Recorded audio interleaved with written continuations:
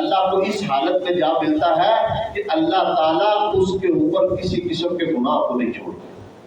تمام گناہ انسان کے دنیا کے اندر معاف ہو جاتے ہیں. کس وجہ سے؟ اپنی ذات میں آنے والی آزمائش کی وجہ سے، اپنے بیوی بچوں کے اندر، اپنے خاندان کے اندر آنے والی آزمائش کی وجہ سے، اپنے مال کے اندر آنے والی آزمائش کی وجہ سے بھی انسان کے گناہ معاف ہوتے ہیں.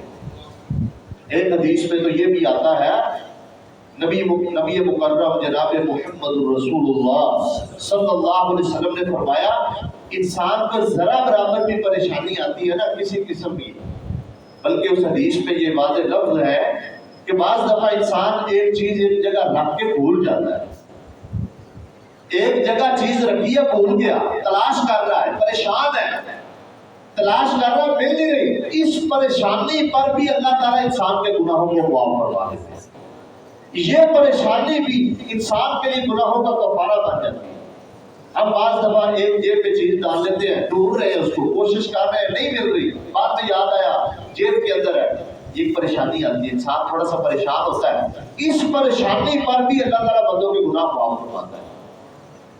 آنے والی آزمائش، آنے والی تکلیف ایک مومن بندے کے لیے وہ ایک عذاب نہیں ہوتی، وہ بلکہ آزمائش ہوتی ہے، اس کے گناہوں کا کفارہ ہوتا ہے اور اس کے لیے درجات کی بلندی کا باعث ہوتا ہے.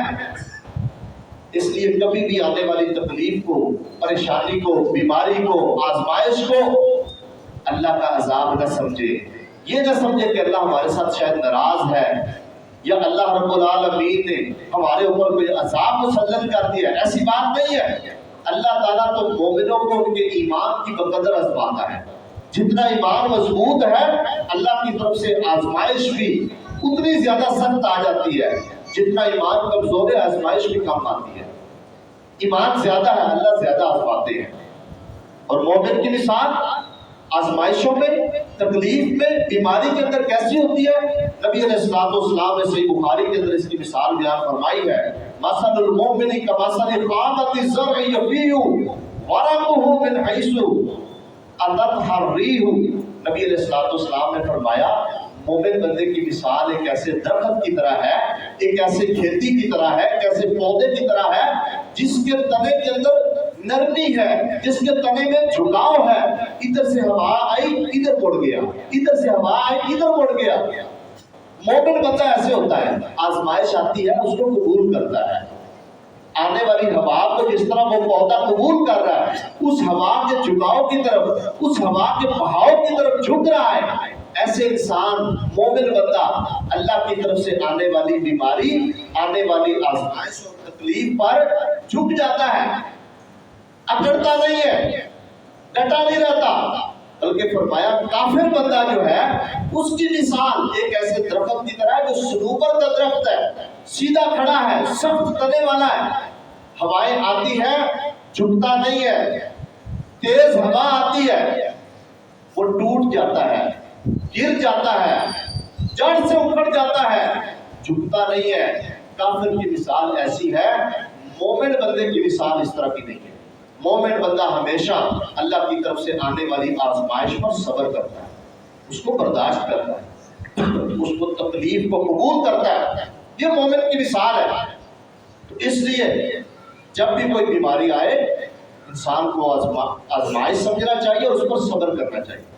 اچھا ایک بات یہ بھی ذہن میں رکھیں، آنے والی جو بیماری ہوتی ہے وہ عیب نہیں ہوتا.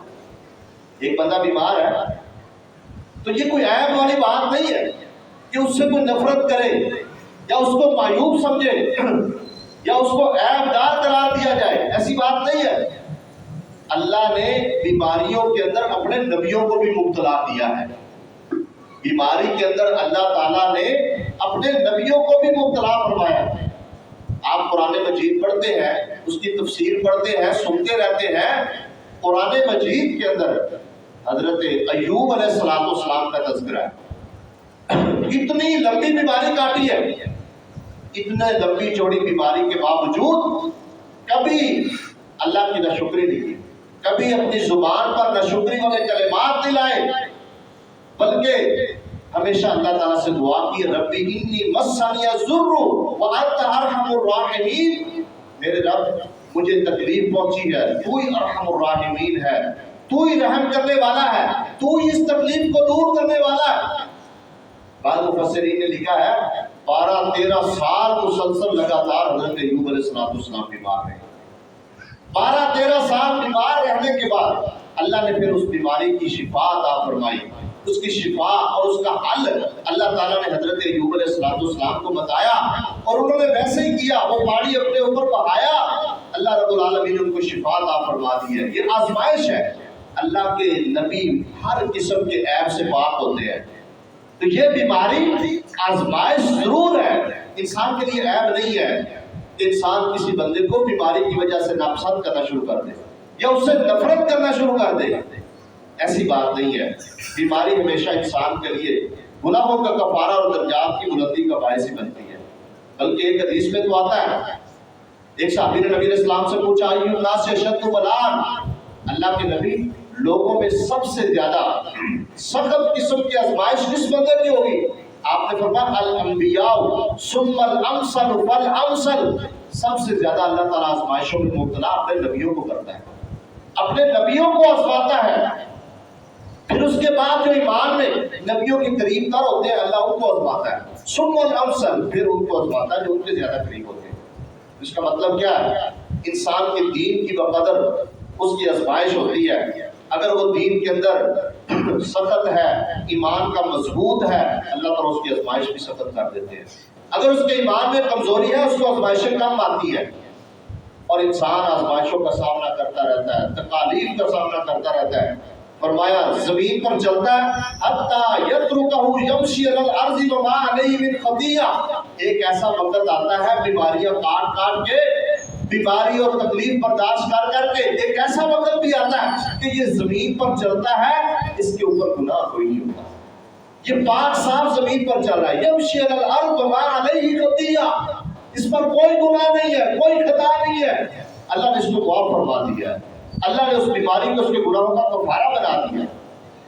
اس لیے بیماری کے اندر جہاں ہم علاج کرتے ہیں، علاج معالجہ جاری رکھتے ہیں، دعائیں کرتے ہیں، وہاں پر بیماری کے اندر صبر بھی کرنا چاہیے، بیماری کو اللہ کی طرف سے آزمائش سمجھنا چاہیے، عافیت ضرور مانگے لیکن اس میں ناشکری نہ کرے، یہ اللہ کی طرف انسان کو خیر دینے کا ارادہ ہے۔ اور پھر ایک بات اور ذہن میں رکھیے، جامع ترمذی کی حدیث ہے، نبی علیہ السلام نے فرمایا بعض دفعہ انسان کو اللہ تعالیٰ اس کی غلطیوں کی، گناہوں کی سزا دنیا کے اندر ہی دے دیتا ہے۔ جب کسی بندے کو اللہ رب العالمین اس کے ساتھ خیر اور بھلائی کا ارادہ کر لیتا ہے، اجل لہ العقوبۃ فی الدنیا، اللہ اس کو اس کی سزا دنیا کے اندر جلدی عطا کر دیتا ہے۔ کیسے کرتا ہے؟ کیسے وہ اس کو سزا دے دیتا ہے؟ بیمار کر کے، کوئی پریشانی میں مبتلا کر کے، کسی قسم کی آزمائش دے کر اللہ تعالیٰ اس بندے کے گناہوں کو معاف کر دیتا ہے۔ وہ جو سزا قیامت والے دن آخرت میں ملنی تھی، اللہ نے دنیا کے اندر دے دی ہے، اب اس کا کھاتا صاف ہو چکا ہے، اب وہ اللہ کے ہاں سرخرو ہو چکا ہے۔ اور لیکن فرمایا وَإِذَا أَرَادَ اللَّهُ بِعَبْدِهِ الشَّرَّ أَمْسَكَ عَنْهُ بِذَنبِهِ حَتَّى يُوَافِيَ بِهِ يَوْمَ الْقِيَامَةِ، فرمایا جب اللہ تعالیٰ کسی بندے کے ساتھ شر کا، اس کو کسی شر میں مبتلا کرنے کا ارادہ کر لیتے ہیں، اللہ تعالیٰ اس کے گناہوں کو باقی رکھتے ہیں، اللہ رب العالمین اس کو آزمائشیں نہیں دیتے، اللہ تعالیٰ اس کو بیماری نہیں دیتے، وہ دنیا کے اندر آسائش والی زندگی گزار کے آگے چلا جاتا ہے، حتیٰ یوافیہ بہ یوم القیامت، حتیٰ کہ اللہ تعالیٰ اس کو وہ جو سزا ہے قیامت والے دن عطا کرے۔